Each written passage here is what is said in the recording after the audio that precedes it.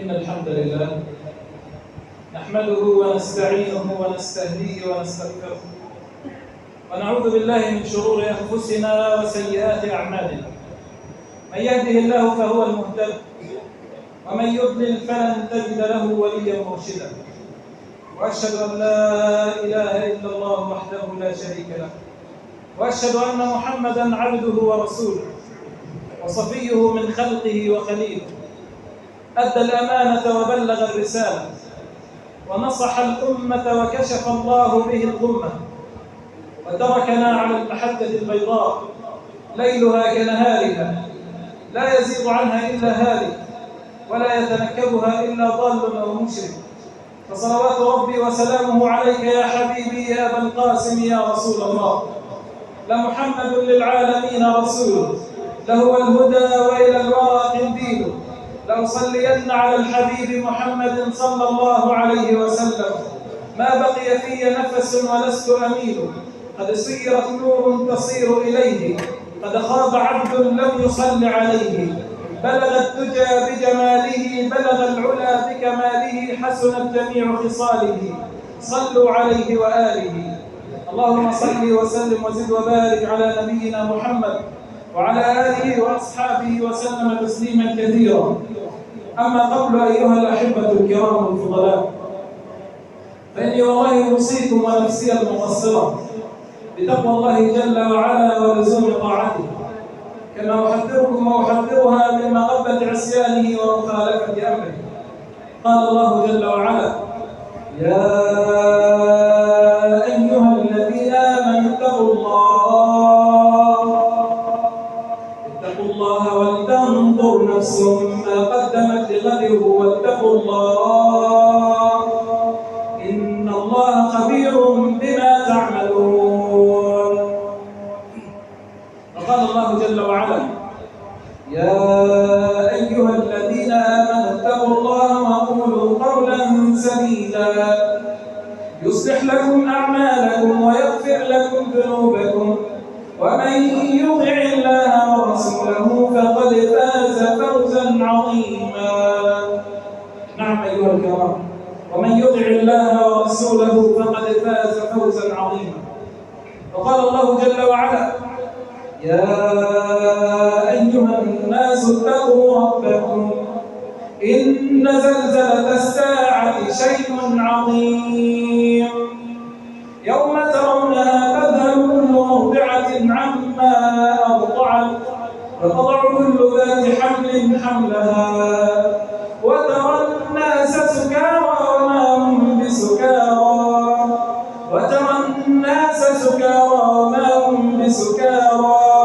ولكن عذاب الله شديد. نعم أيها الكرام الفضلاء، ولكن عذاب الله شديد. أين المفر؟ أين المفر من عذاب الله؟ المفر من عذاب الله يكون إلى الله سبحانه وتعالى، فكل شيء لما تخاف منه تفر منه إلا الله سبحانه وتعالى. لما تخاف منه تفر إليه، فاسمعوا إليه وهو يقول: ففروا إلى الله، ففروا إلى الله إني لكم منه نذير مبين. ولا تجعلوا مع الله إلها آخر إني لكم منه نذير مبين. نعم أيها الكرام، ولا تجعلوا مع الله إلها آخر إني لكم منه نذير مبين. أيها الأحبة الفضلاء، حديثي إليكم يا كرام عن النبي صلى الله عليه وسلم وأحوال النبي صلى الله عليه وسلم مع الخالق والمخلوقين. فالنبي صلى الله عليه وسلم ترك لنا سيرة طاهرة عطرة، وسيرته صلى الله عليه وسلم تدلل على أنه مرسل من ربه. فقد قال الله سبحانه وتعالى: وما ينطق عن الهوى إن هو إلا وحي يوحى. فيا أيها الكرام، ما أحوجنا اليوم إلى أن نتدبر سيرة رسول الله صلى الله عليه وسلم حتى نقتدي به صلى الله عليه وسلم. فلقد قال الله سبحانه وتعالى: لقد كان لكم في رسول الله أسوة حسنة لمن كان يرجو الله واليوم الآخر وذكر الله كثيرا. فيا أيها الأخ الحبيب، تريد أن تقتدي بالنبي صلى الله عليه وسلم، تريد أن تقتدي بالحبيب محمد صلى الله عليه وسلم، لا بد لك أن تعرف سيرته حتى تقتدي به صلى الله عليه وسلم، حتى يشفع لنا يوم القيامة، وحتى نورد حوضه صلى الله عليه وسلم فيسقينا من يده الشريفة شربة لا نظمأ بعدها أبدا. فهذا النبي العظيم الذي رفع الله سبحانه وتعالى ذكره، فلا يذكر الله سبحانه وتعالى إلا ويذكر معه النبي محمد صلى الله عليه وسلم. وقد قال الشاعر حسان بن ثابت رضي الله عنه: وضم الإله اسم النبي صلى الله عليه وسلم إلى اسمه، إذ قال في الخمس المؤذن أشهد، وشق له من اسمه ليجليه، فذو العرش محمود وهذا محمد صلى الله عليه وسلم. فيا أيها الإخوة الكرام، فيا أيها الإخوة العظماء، نقف وإياكم أمام رجل عظيم ما عرفت البشرية وما عرف التاريخ مثل عظمته صلى الله عليه وسلم. تالله ما حملت أنثى ولا وضعت مثل الرسول صلى الله عليه وسلم، نبي الأمة الهادي، ولا بر الله خلقا من بريته أوفى بذمة جار أو بميعاد صلى الله عليه وسلم. فيا أيها الأحبة الكرام، وحتى لا ينسحب بساط الوقت من تحت قدمي، أريد أن أقسم خطبتي إلى 4 عناصر رئيسية. العنصر الأول هو حال النبي صلى الله عليه وسلم مع ربه عز وجل. فلقد كان النبي صلى الله عليه وسلم في بداية حياته يهتم بالتربية الروحية قبل الإسلام، قبل بعثته صلى الله عليه وسلم، فكان يذهب إلى غار حراء يتعبد الليالي ذوات العدد. كان يتعبد النبي صلى الله عليه وسلم في غار حراء، ويمشي 3 كيلومترات في أوعر طريق وأصعب مسلك، ويصعد إلى قمم الجبال حتى يجلس بين الصخور ويتأمل في ملكوت السماوات والأرض، وهو يتعبد في غار حراء، الليالي ذوات العدد، ويعتكف كل سنة شهرا كاملا. وكان كما روي في الصحيحين من حديث عائشة رضي الله عنها زوج النبي صلى الله عليه وسلم قالت: كان أول ما بدأ به رسول الله صلى الله عليه وسلم الرؤية الصادقة، أي الرؤية في المنام، فكان لا يرى رؤية إلا كانت مثل فلق الصبح، ثم حبب إليه الخلاء، فكان يتحنث في الليالي ذوات العدد، وثم يرجع إلى أهله. ولما بعثه الله سبحانه وتعالى لم تشغله حياته عن الدعوة إلى الله سبحانه وتعالى، ولم يشغله ذلك على أن يقف بين يدي الله سبحانه وتعالى يطيل القيام.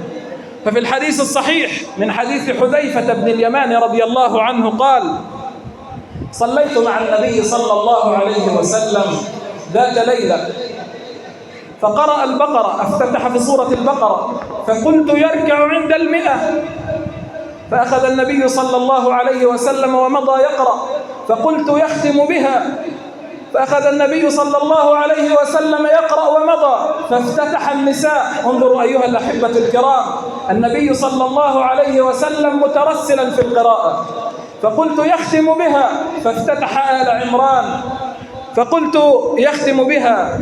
فالنبي صلى الله عليه وسلم كان إذا مر بآية فيها تسبيح سبح الله سبحانه وتعالى، وإذا مر بآية فيها سأل الله من فضله.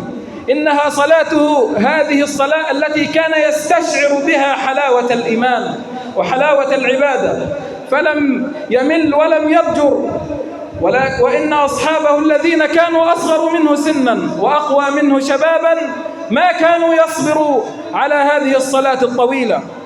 أيضا في صحيح مسلم من حديث عبد الله بن مسعود رضي الله عنه قال: صليت مع النبي صلى الله عليه وسلم فقال: فهممت بأمر سوء. فقيل له: وما هممت؟ قال: هممت أن أجلس وأدع النبي صلى الله عليه وسلم. انظروا يا كرام، لم يصبر على طول القيام مع النبي صلى الله عليه وسلم.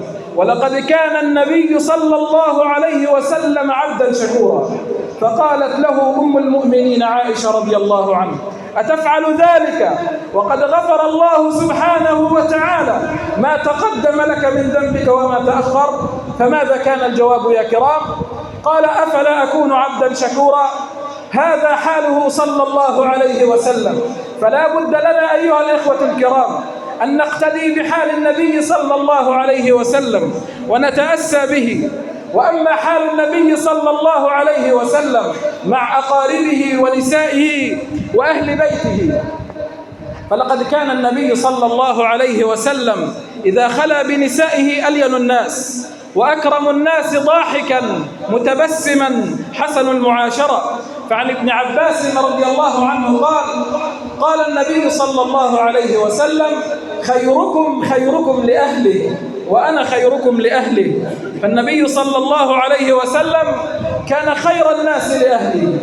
وتروي لنا أم المؤمنين عائشة رضي الله عنها فتقول: لما كنت حائض وكنت آكل، فالنبي صلى الله عليه وسلم كان يضع فمه في الموضع الذي أضعه، وإذا شربت كان يتناول مني الإناء فيضع فمه في الموضع الذي وضعت فيه فمي. انظروا أيها الأحبة الكرام كيف كان حال النبي صلى الله عليه وسلم مع زوجته ومع أزواجه. كان يلاطفهما ويحسن إليهم العشرة ويحسن إليهم المعاشرة أيها الأحبة الكرام. فهذا كان حال النبي صلى الله عليه وسلم. وأما حاله مع المذنبين والعصاة فلقد أرسله الله سبحانه وتعالى رحمة للعالمين. قال الله سبحانه وتعالى: وما أرسلناك إلا رحمة للعالمين، صلى الله عليه وسلم. فإذا كان الناس العامة بحاجة إلى رحمة ورعاية، فإن العصاة والمذنبين بحاجة خاصة إلى أن نأخذ بأيديهم ولا نكون عونا للشيطان عليهم. وسيرة النبي صلى الله عليه وسلم وأحاديثه عامرة بالقصص التي فيها حاله مع المذنبين ورحمته بهم. فكان من هديه صلى الله عليه وسلم أنه يهدي إلى العصاة والمذنبين ويفتح لهم باب الأمل والرحمة والرجاء والطمع في رحمة الله سبحانه وتعالى. فانظروا أيها الأحبة الكرام، جاء في الحديث الصحيح من صحيح البخاري رضي الله عنه عن أبي هريرة رضي الله عنه قال: جاء رجل إلى النبي صلى الله عليه وسلم فقال له: يا رسول الله لقد هلكت. فقال له النبي صلى الله عليه وسلم: ما شأنك؟ ما هو السبب الذي تقول أنه هلكت؟ فقال: يا رسول الله لقد وقعت على زوجتي في رمضان وأنا صائم. فقال له النبي صلى الله عليه وسلم: هل تستطيع أن تعتق رقبة؟ فقال: لا. فقال له النبي صلى الله عليه وسلم: هل تستطيع أن تصوم شهرين متتابعين؟ فقال: لا. فقال له النبي صلى الله عليه وسلم: هل تستطيع أن تطعم 60 مسكينا؟ فقال: لا. فقال له النبي صلى الله عليه وسلم: اجلس. فجلس الرجل، فجيء إلى النبي صلى الله عليه وسلم بعنقود من التمر، فقال له النبي صلى الله عليه وسلم: خذ هذا فتصدق به. فقال الرجل: يا رسول الله هل من أحد أفقر مني؟ فضحك النبي صلى الله عليه وسلم حتى بدت نواجذه.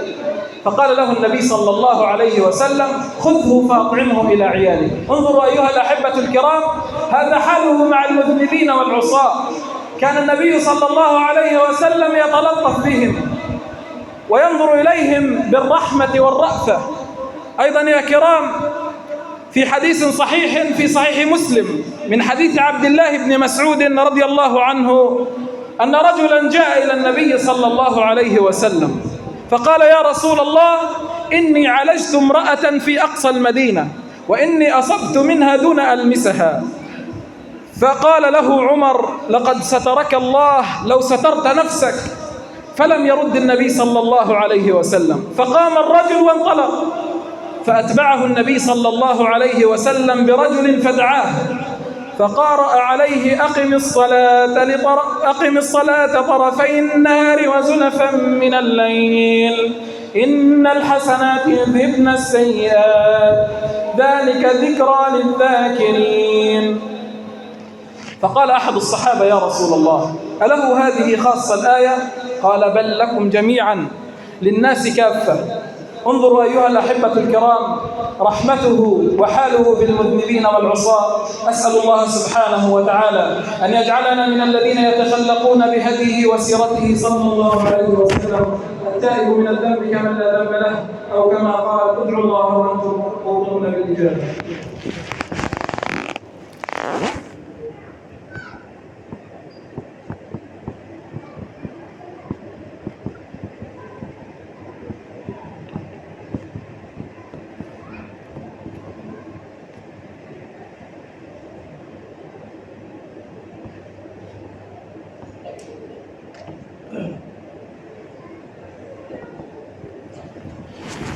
الحمد لله وكفى، صلاة وسلاما على عباده الذين اصطفى، لا سيما النبي المصطفى. إن الله وملائكته يصلون على النبي يا أيها الذين آمنوا صلوا عليه وسلموا تسليما. اللهم صل وسلم وزد وبارك على النبي محمد وعلى آله وصحبه وسلم تسليما كثيرا. أما بعد أيها الأحبة الكرام، وأما حال النبي صلى الله عليه وسلم مع الكفار والمشركين فهناك أخطاء يقع بها البعض أيها الأحبة الكرام، فيقول: ومن المفاهيم الخاطئة عند بعض الناس أن علاقة المسلم بالكافر هي علاقة عنف وغلظة وشدة، وهذه من الأخطاء العامة التي يقع فيها بعض الناس. انظروا أيها الأحبة الكرام هدي النبي صلى الله عليه وسلم مع الكفار والمشركين، فلقد كان من هديه صلى الله عليه وسلم أنه وضع لهم ضوابط ووضع لهم معاملات خاصة، ومن هذه الضوابط أنها مبنية على العدل وعدم الظلم. فقد قال الله سبحانه وتعالى في كتابه العزيز: لا ينهاكم الله عن الذين لم يقاتلوكم في الدين ولم يخرجوكم من دياركم أن تبروهم وتقسطوا إليهم إن الله يحب المقسطين. فأيها الأحبة الكرام، النبي صلى الله عليه وسلم قال عن الذين لم يقاتلون في الدين، قال الله سبحانه وتعالى: أن تبروهم وتقسطوا إليهم إن الله يحب المقسطين. وعن صفوان بن سليم رضي الله عنه قال رسول الله صلى الله عليه وسلم: ألا من ظلم معاهدا أو انتقص منه أو كلفه فوق طاقته أو أخذ منه شيئا بغير طيب نفس فأنا حجيجه يوم القيامة. فالنبي صلى الله عليه وسلم سيكون حجيجا له يوم القيامة. وقال النبي صلى الله عليه وسلم في الحديث الصحيح من صحيح البخاري عن عبد الله بن عمرو بن العاص رضي الله عنهما عن النبي صلى الله عليه وسلم قال: من قتل نفسا معاهدة لم يرح رائحة الجنة وإن رائحتها ليوجد من مسيرة 40 عاما. انظروا أيها الأحبة الكرام، وكان النبي صلى الله عليه وسلم يهدي ويقبل الهدية من الكفار والمشركين، فكان من أساليبه صلى الله عليه وسلم بأن يرسل إليهم الهدية حتى يقربهم إلى الإسلام. وقبل هدية المقوقس، فعن سهل بن سعد رضي الله عنه سمع النبي صلى الله عليه وسلم يقول يوم خيبر: لأعطين الراية لرجل يفتح الله على يديه. فقاموا كلهم يرجون ذلك، فأيهم يعطوا هذه الراية، فكلهم قاموا يرجون أن يعطوا هذه الراية. فسأل النبي صلى الله عليه وسلم: أين علي؟ فقالوا: يا رسول الله إنه يشتكي من عينيه، كان بهما رمد. فدعاه النبي صلى الله عليه وسلم فبصق في عينيه فبرئتا كأنه لم يكن بهما شيء. فقال علي بن أبي طالب: يا رسول الله نقاتلهم حتى يكونوا مثلنا؟ انظروا يا أيها الأحبة الكرام ماذا قال النبي صلى الله عليه وسلم لعلي. قال له: يا علي على رسلك، أي بمعنى تمهل حتى إذا نزلت بساحتهم ثم ادعوهم إلى الإسلام وأخبرهم بما يجب عليهم، فوالله لأن يهدي الله بك رجلا واحدا خير لك من حمر النعم. انظروا أيها الأحبة الكرام، فوالله لو أن يهدي الله بك رجلا واحدا خير لك من حمر النعم. نعم أيها الفضلاء الكرام، وكان النبي صلى الله عليه وسلم يحسن جوارهم، فكان له جارا يهودي، يهوديا يخدمه، فمرض ذات يوم، فعاده النبي صلى الله عليه وسلم، أي بمعنى زاره، ووقف عند رأسه يدعوه إلى الإسلام، والصبي الصغير ينظر إلى أبيه، فقال له أباه: أطع أبا القاسم. فأطاع النبي صلى الله عليه وسلم فأسلم، فخرج النبي صلى الله عليه وسلم من عنده وهو يقول: الحمد لله الذي أنقذه من النار. نعم أيها الأحبة الكرام، هذا حاله صلى الله عليه وسلم. فمن آمن بالله ربا ورضي بالإسلام دينا وبمحمد صلى الله عليه وسلم نبيا ورسولا وتخلق بصفاته وأخلاقه فهو الذي يفوز فوزا عظيما. فأكمل المؤمنين إيمانا بالله وإيمانا بنبيه صلى الله عليه وسلم هم أعظمهم اتباعا له وأسعدهم بالاجتماع معه متخلقين بأخلاقه صلى الله عليه وسلم. اللهم لا تدع لنا في هذا المقام الموجود ذنبا إلا غفرته، ولا هما إلا فرجته، ولا دينا إلا قضيته، ولا مريضا إلا شفيته، ولا محتاجا إلا من فضلك وجودك أعطيته. اللهم إنا نعوذ بك من جهل البلاء ودرك الشقاء وشماتة الأعداء. اغفر لنا الذنوب التي تنزل البلاء، اللهم اغفر لنا الذنوب التي تمنع القطر من السماء. اللهم ارحم حالنا وقو فيك حبالنا واجمع على الحق كلمتنا. اللهم عليك باليهود الظالمين، اللهم احصهم عددا واقتلهم بددا ولا تغادر منهم احدا. اللهم انا نجعلك في نحورهم، اللهم قنا شرورهم. اللهم كن مع اخواننا المرابطين في المسجد الاقصى وفي كل مكان يا رب العالمين. اللهم احفظهم بحفظك الذي لا يرام. اللهم احفظهم من بين ايديهم ومن خلفهم وعن ايمانهم وعن شمائلهم ومن فوقهم، ونعوذ بعظمتك ان يغتالوا من تحتهم. اللهم لا حول ولا قوة لنا الا بك يا ارحم الراحمين. ربنا افرج علينا صبرا وثبت اقدامنا وانصرنا على القوم الكافرين. ربنا اتنا في الدنيا حسنة وفي الاخرة حسنة